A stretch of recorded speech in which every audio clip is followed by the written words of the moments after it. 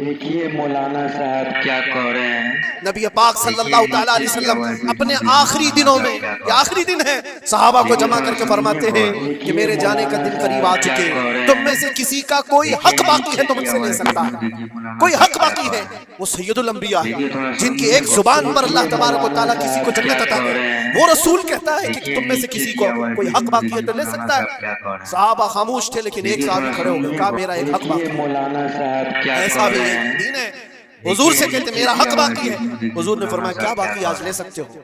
انہوں نے کہا پیسہ نہیں، دولت نہیں۔ ایک بار یاد ہے جنگ میں جانے کے وقت آپ صفیں درست کر رہے تھے، صفیں درست کرتے ہوئے میں تھوڑا صف سے آگے آ گیا تھا اور آپ کے ہاتھ میں چھڑی تھی اور آپ نے مجھے چھڑی سے مارا تھا اور میں آج وہ بدلہ لینا چاہتا ہوں۔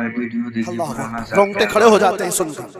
انہوں نے جیسے ہی کہا صحابہ کی گردنیں تن گئی، کہ کون ہے جو سید الانبیاء سے بدلے کی بات کرتا ہے؟ حضرت عمر تلوار نکالتے، حضور نے فرمایا خاموش عمر، یہ اسلام ہے، یہ اسلام ہے، اندر رکھو۔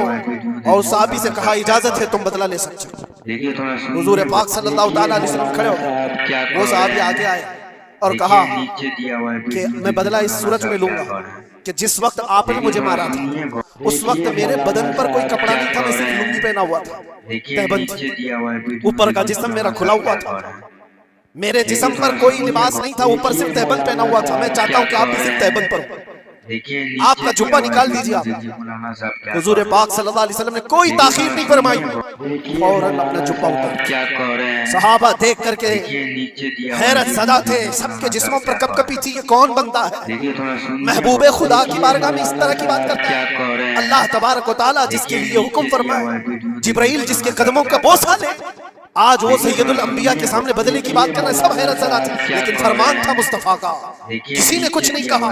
حضور نے جبہ اٹھا دیا، وہ صحابی بڑھ کر کے آئے، پیچھے کی طرف آئے اور حضور پاک کے دو کندھوں کے بیچ میں جو مہر نبوت تھی اس کو چوم کر کے بوسے لینے لگے اور کہا فزت برب الکعبہ، رب کعبہ کی قسم میں اپنی مراد کو پہنچ گیا۔